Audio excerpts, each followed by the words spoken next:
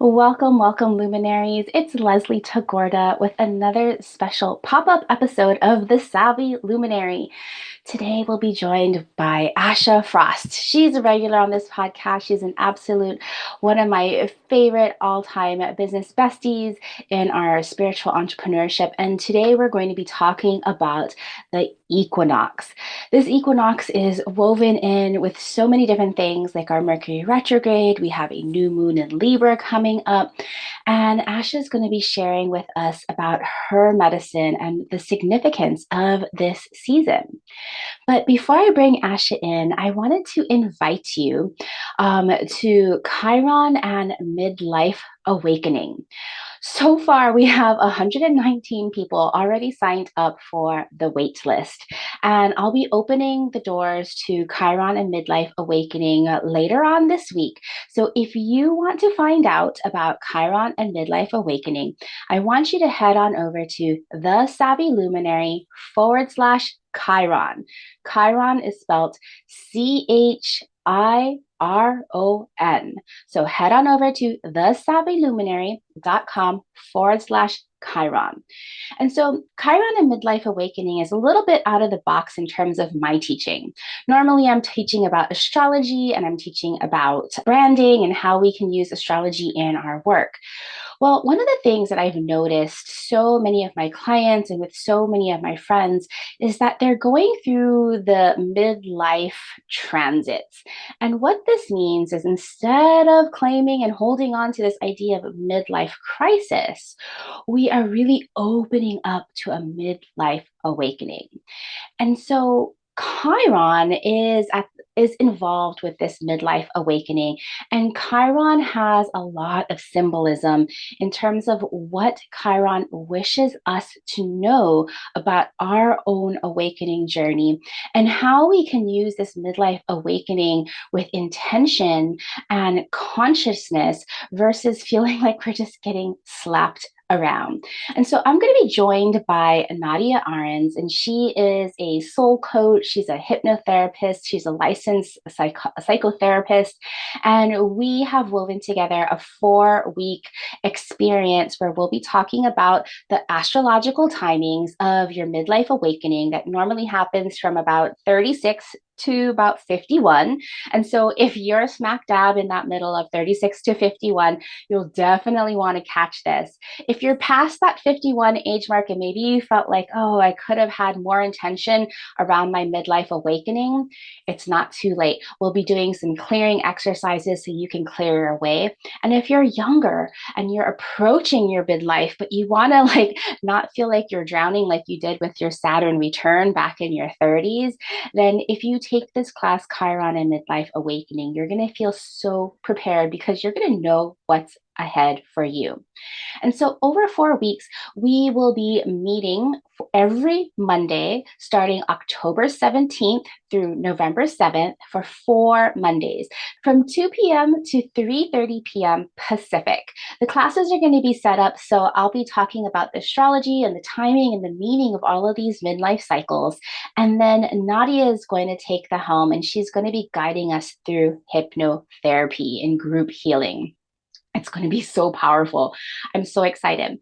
And for those of you that want to upgrade and get your specific natal timeline based on your natal astrology, your midlife awakening timeline, I've been creating these beautiful visualizations that kind of show the places where there are peaks and valleys in your overall midlife journey, as well as journaling questions that are specific to you based on what houses in your chart are being asked to be reconciled during this midlife awakening. So if you are interested, please head on over to thesavvyluminary.com/Chiron, Chiron, and sign up for our waitlist for Chiron and Midlife Awakening. The doors will be opening by the end of this week, and I'll only be sending out promotional communications about this upcoming workshop if you are on the wait list. I'm kind of opting out of this launch process of sending a million jillion emails.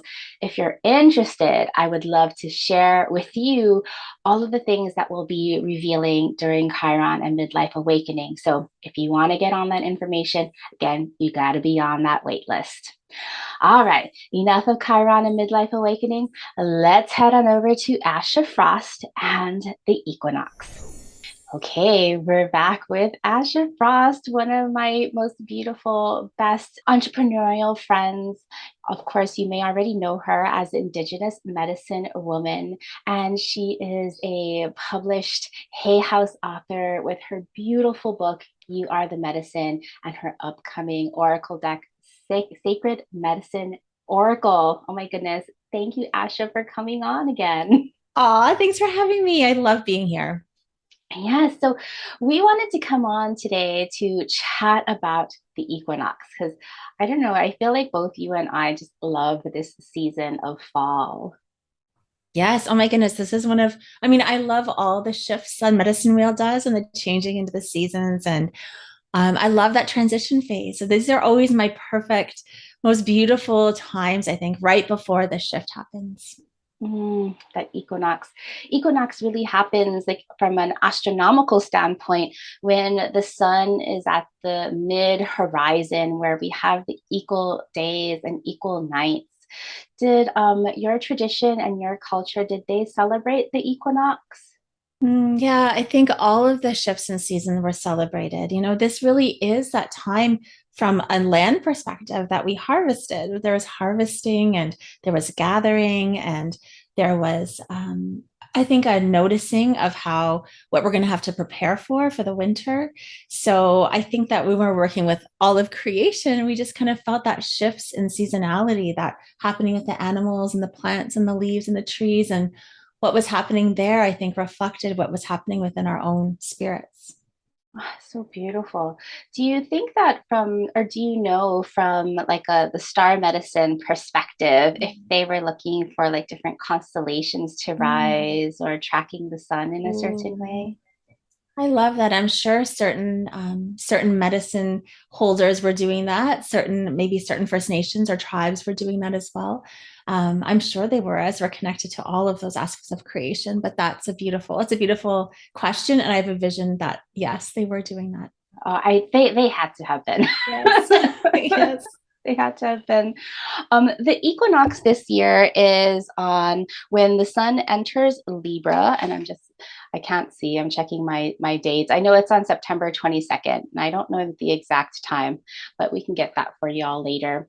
But this equinox is so beautiful, and just thinking about all of the different traditions, you know that every single society, every culture, every community in on this planet knew exactly when this equinox was happening.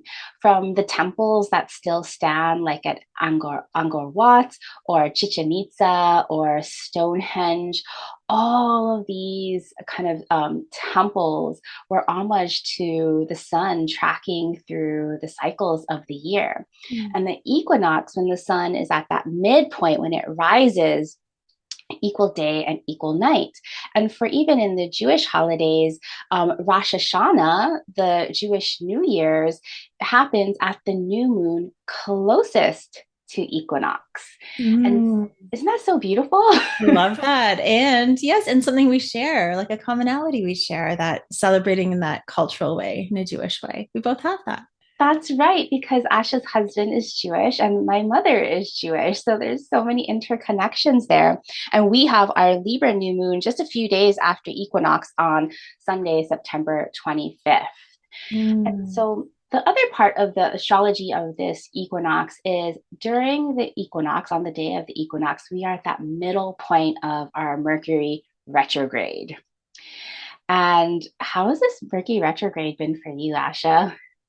Oh, I think it's felt really in alignment with this transition. Like it's just really calling up very potently and powerfully what is not serving you anymore. And it feels like almost a smack in the face, like this is really not serving you anymore. So you need to make the change now, or there will be consequences, and not consequences in a negative way, but just there will be, maybe a leaking of your energy, or boundaries won't be upheld, or there'll be health consequences, things like that. That really has been a message for me during this time. And again, like that transition time just feels like, I'm ready. Like I'm ready to transition from one phase or one state or one essence to another. Yes. And that transition time, right? It like we can choose to Mm. not transition and kind of resist, right? The things that are coming. But if we intentionally choose, we can opt out of all of the hustle and really work on that kind of letting go. Mercury retrograde from a Western astrology standpoint is about rethinking and resetting and reorganizing. And the last pop up episode that I did here in the Savvy Luminary, I was talking about how Spirit was really telling me and encouraging me to talk about this Mercury retrograde instead of just rethinking about decolonizing your thinking.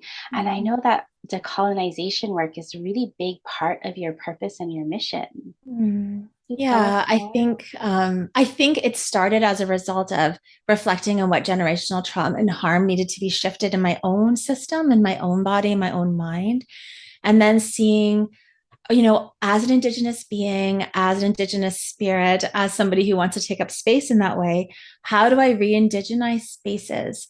How do I re-indigenize the words and the message and the medicine that I'm sharing? That's always my vision, is to kind of take up space in that indigeneity, or remove that energy in that way, because colonial harm has been just so huge in so many ways for all of us. We've all been impacted by that. So I think decolonizing to me is like rewiring, reweaving, and also just sort of clearing out the impacts of colonization that have impacted all of us. And I think it's a really important work for all of us to do. Yes, it's so beautiful to see this resurgence of this work really taking a powerful hold. You and so many people are doing this powerful work of reclaiming our ancestral cultures and bringing them to the fore. I remember when we met, and I always just think about, I have to always tell the story about when we first met because I just saw this like glowing person in this like dull conference room and I was like, I knew I had to meet you. And I just went right up to you and I'm like, hello. And that's coming up on 3 years already.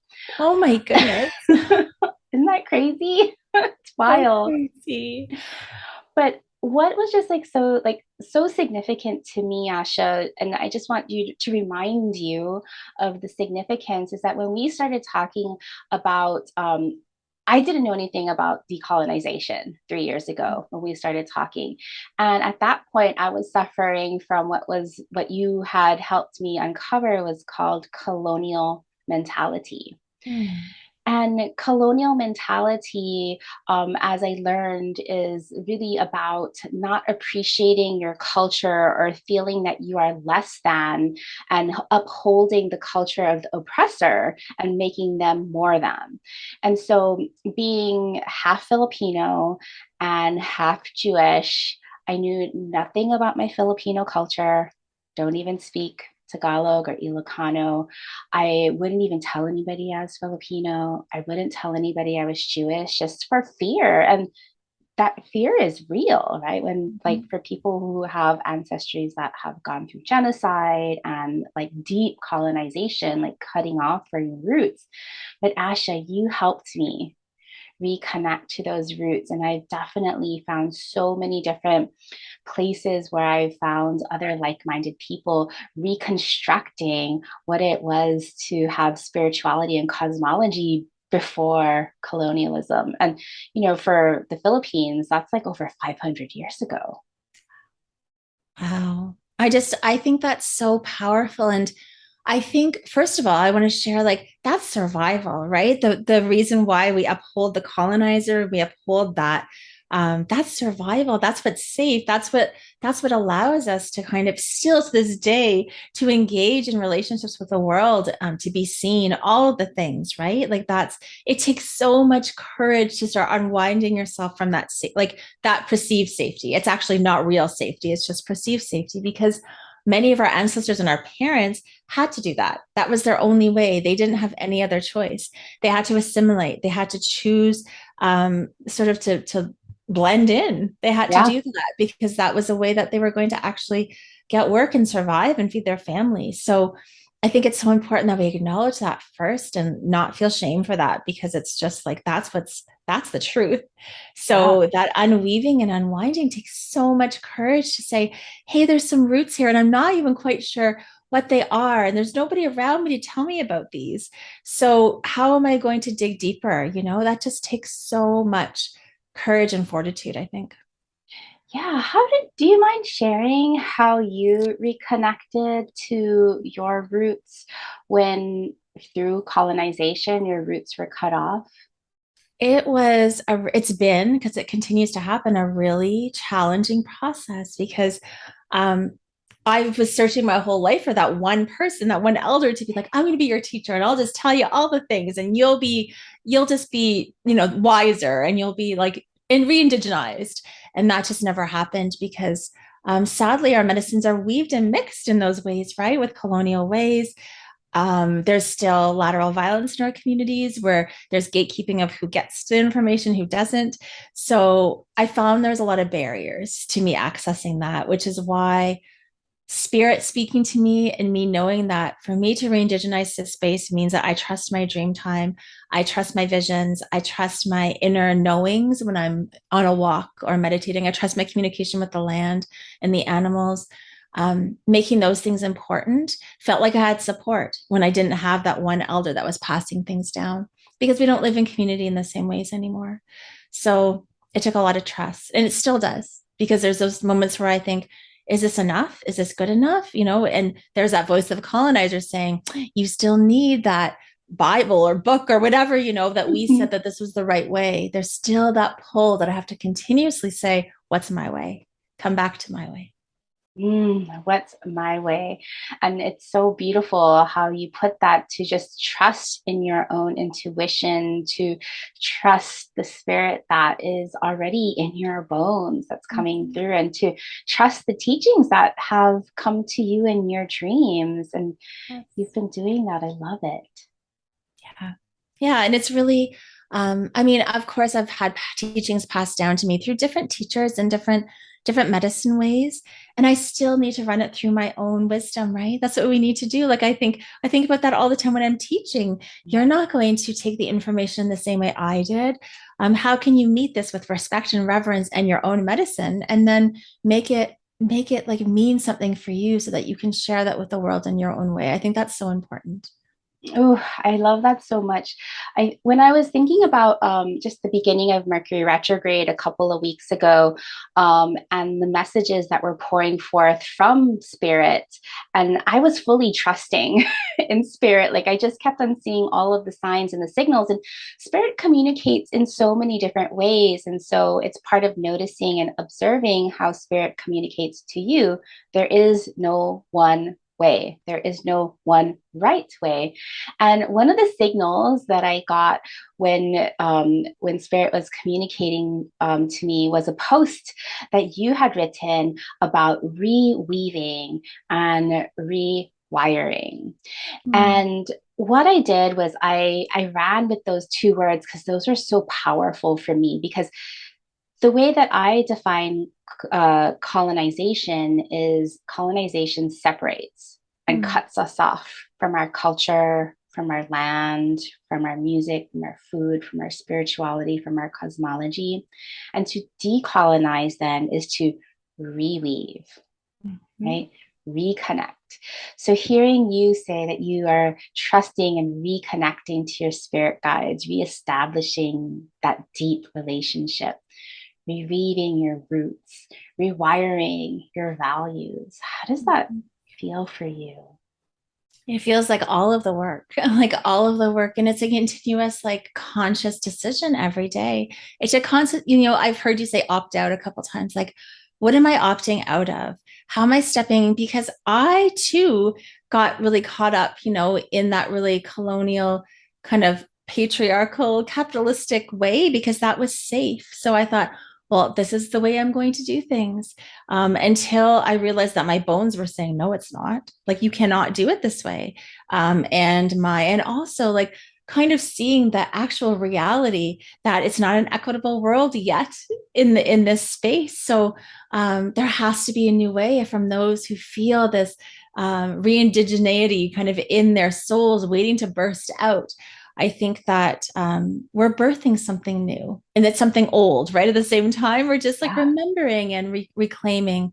But I love that. Like, I feel like I'm constantly rewiring my thoughts, my beliefs, my ways of being, even my DNA, perhaps on an energetic level. A lot of the work I do is energy work because I can see that it's hard to change our minds, a little bit harder, but if we're kind of working with the energetic systems, then that flow starts to move into our beliefs and our thinking. And that tends to be the way in for me. I love that. Because just thinking about like with this season that Equinox is sparking, initiating, you mentioned that this is buffalo season. Is that right? Mm-hmm. It is, yeah. Buffalo is in our west direction on the medicine wheel. Buffalo is the energy in the animal that helps us to surrender, like really says, you are supported. It might be painful to let things die. It might be pain. It's hard as human beings to actually surrender and let things go. But I'm here to say, I will support you while you're doing this. You're not alone. You can do this and be held. And I just feel that warm energy always coming in when I call Buffalo to say, this is time. The season's asking you to do this. Transition's asking you to have a death ceremony. Can you do this? And I will be here to support you. So it feels, and also on the other end of that, when we do that in a complete cycle, there's so much spaciousness and there's so much room for us to fill up ourselves with what is meant for us, right? The alignment piece gets so much more powerful when we let go of what doesn't serve us. Ooh, so the letting go is first. It is. It is. It is. And I think that is the scariest part. It's like that thing, like when somebody says, I'm leaving my job and I don't quite know what's next. I don't have that like security of somebody saying, this is what you're going to get. It's always that leap of the middle of the in between where you're just like, this is so scary, but I know I have to do it. So Buffalo says, I'm going to give you the courage to like that little push to be like, take that leap of faith and let go because what's waiting for you on the other side is really beautiful.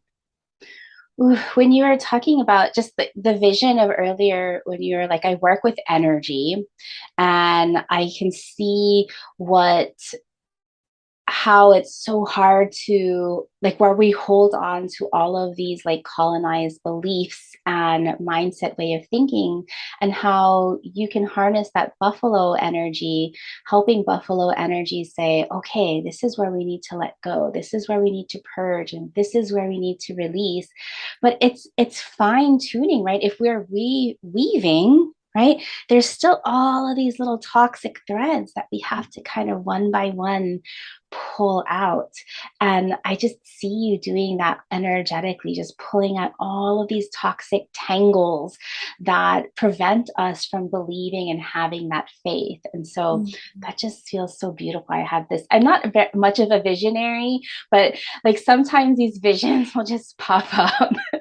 Oh, I love your way of visioning. I think you're a visionary, but that's a beautiful vision. I will take that into my heart as I move forward. When I, when I think about your chart and when I look at your chart as your beautiful Libra rising and that like peaceful warrior aspect, and you serving those Aries, that Aries archetype, those people that want to make their own direction, that want to go their own way and find their independence. But Mars is in the eighth house, the ruler of Aries. And so in order to go their right direction, you're primarily helping them with releasing, with Mm. eliminating and you have Chiron and Mars and Venus and Mercury in all in the eighth house, so that we can transmute and transfigure that Mm. spiritual awakening part of how we use our voice, how we heal our core wounds, how we find our direction, and how we find beauty in our own truth. Mm. I love that. That feels like definitely who I'm meant to serve and who comes into my spaces. I love transmutation. I love the possibility of transmutation. I love that alchemy of when you move something, when it feels like a challenge or a wound, when you move that and it just can turn into that gold or that magic. Like I've seen that in my own life so many times and in the people that I've served so many times where they just find this gold at the end of it, which is just, I love watching that. So beautiful. Well, one of the things that I've witnessed you do so well, and I think it relates to this transmutation, that kind of elimination part, is you really help people get back to their ancestry and Mm. their roots, even if they're not the same roots and traditions as yours. How do you do that? I think again, like I think that as a culture, we don't ask ourselves questions enough. Like I think, or we just don't even leave space for that. Just even asking ourselves, what is my relationship with my ancestors? Oh, I don't have one. How do I feel about that? So then, then there's grief, and then we have to have space for that. So I think just taking us through all of the elements versus being like, oh, I'm just going to walk away because I have no connection, or I don't have any relationship with my family members. So that's broken. It's actually holding compassion for those ways things have been stripped, broken, torn away. Like there's so much grief there, and I'm sure there's fear and there's anger. So I think that first of all, like just acknowledging why maybe we don't have that connection as deep as others do. And then really using some of those energy practices. Everyone that I've worked with, I can say now I've worked with thousands. When we get into that quiet space and close our eyes and journey, I can say like 95% of the people have seen, felt, sensed some sort of reconnection in that time that we've been together. And to me, if you feel that in your body, if you feel that in your heart, if you feel that in your gut or your spirit, that's like an awakening. And that just all of a sudden like turns a key and turns it on. And then your connection starts to flow.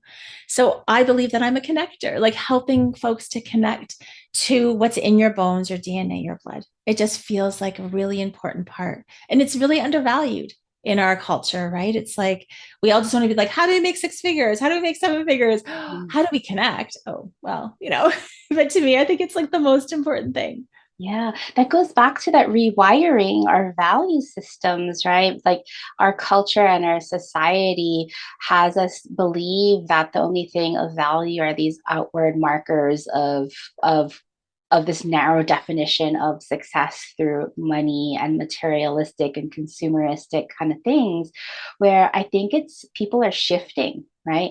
We're seeing the value in all of the emotional labor and the spiritual labor and the energetic labor and like the experiences. We're finding value and success in our inner journeys and our inner awakenings and our inner landscape, not just how much money is in our bank account. Like, yes, we need money to survive. Yeah.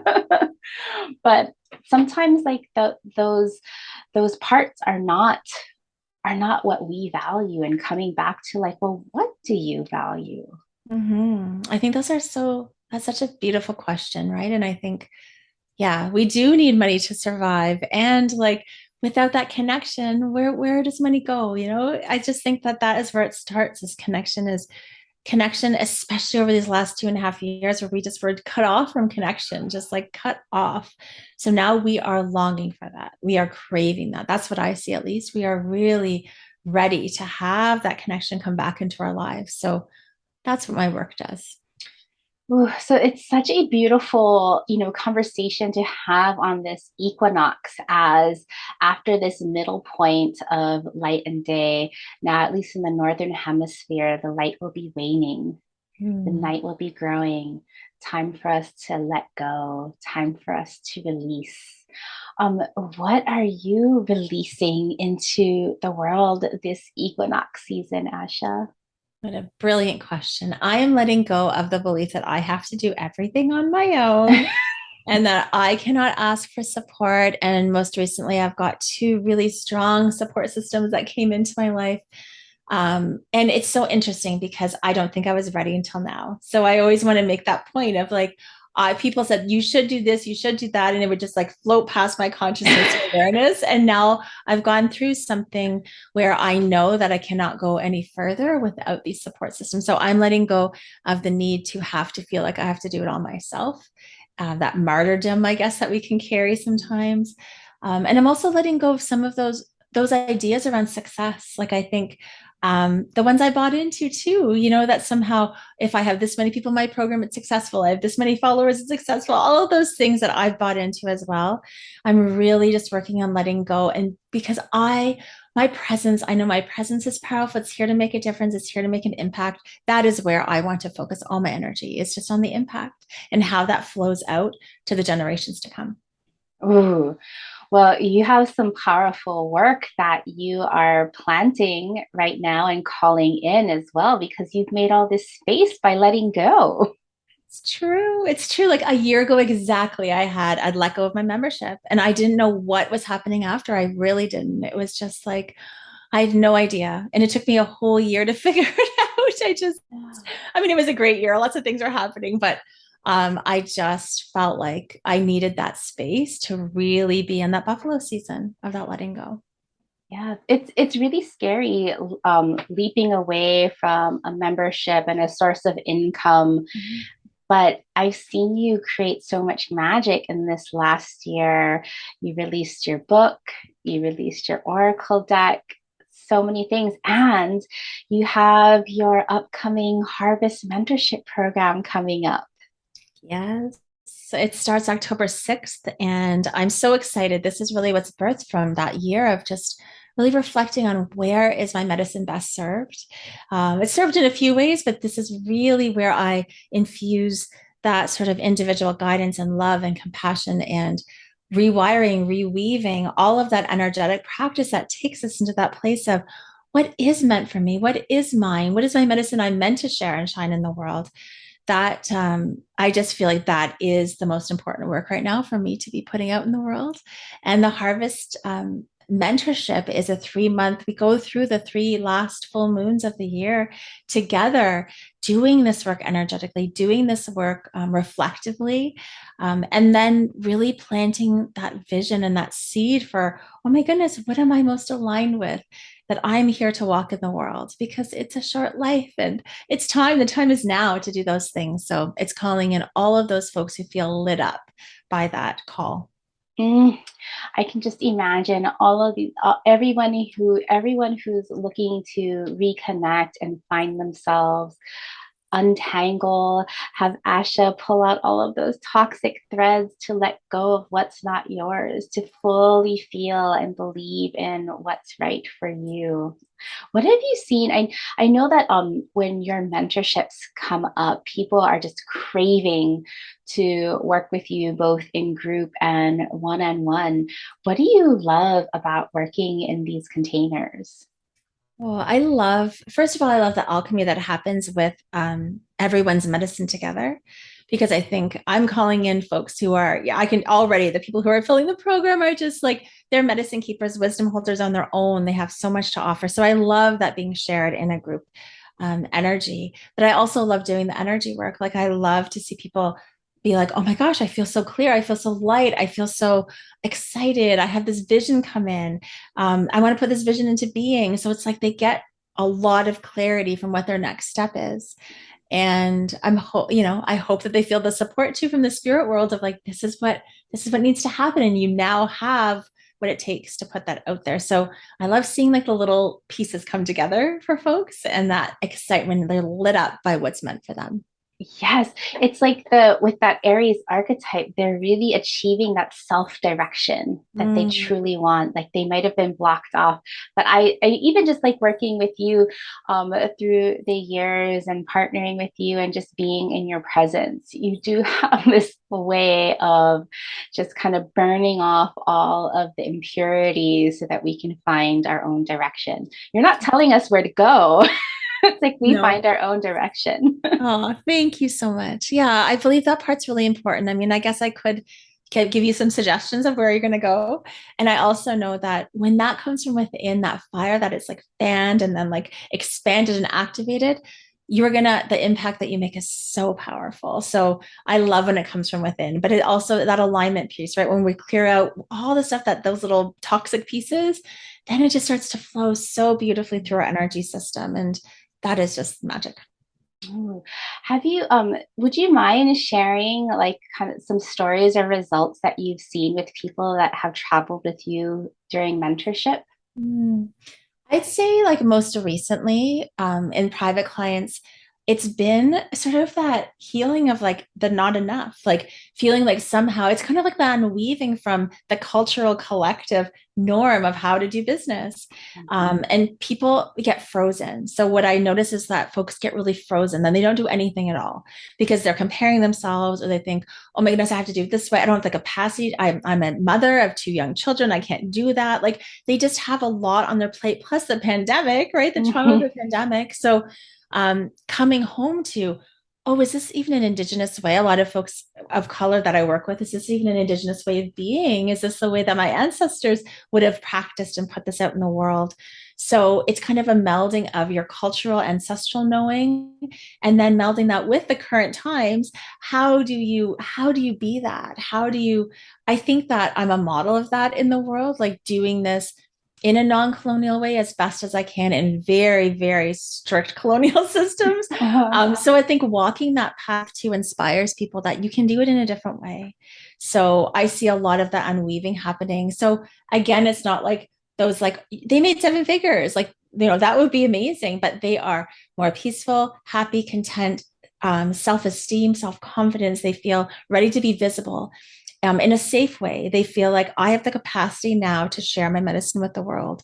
So it really kind of builds them up, I think, internally. That's what I see the most. It feels so good. I love it so much. So, people, if you are interested in doing this deep work and spending Buffalo season with Asha, please check out her upcoming program, Harvest. Where can they find more information about Harvest, Asha? So it is lp.ashafrost.com // harvest is the URL. And it's on my Instagram too. It's in the bio there. So you'll find it there. Beautiful. And I'll have the links on the show notes if you are interested, because Asha is just so beautiful, and working with her, you will definitely find your own medicine. It's just, you're such an inspiration, Asha. Um, Anything else you want to share today about your work or Equinox or anything like that? I think that the message came whenever somebody asks me that, I always see it in an image. So I see buffalo, and I'm just going to invite folks, if you're listening, to just see buffalo in your vision or feel them in your heart. And as you ask yourself, what do I need to let go of? What can I release this season? What can I bring to a death ceremony? Just feel that support there. Like you are held and you are loved. And there's a spirit support there by this beautiful animal that is holding you. So just let that animal kind of scan through your body from head to toe and just begin to kind of shake and ruffle it up, ruffle it up. And then just know that as you stand on the land, as you stand, maybe burn a little sacred fire or a candle, that energy is starting to release. And that you're right along, right in alignment with the season. Oh, I love that so much. I could feel the animal spirit really just kind of going around my middle section, which I I've kind of love put that. a little bit of weight on over the pandemic. Oh, I love that. Thank you for having me, Leslie. It's always such a joy. Oh, thank you so much, Asha. So, everybody, please find Asha Frost on Instagram. Her Instagrams are beautiful and amazing, just like her. Thank you, Asha. Thank you. If you love this podcast, please consider doing me a favor and heading over to Apple iTunes and leaving me a rating and review. Your rating and review helps this humble podcast get seen and found by more listeners like you. Please share the love.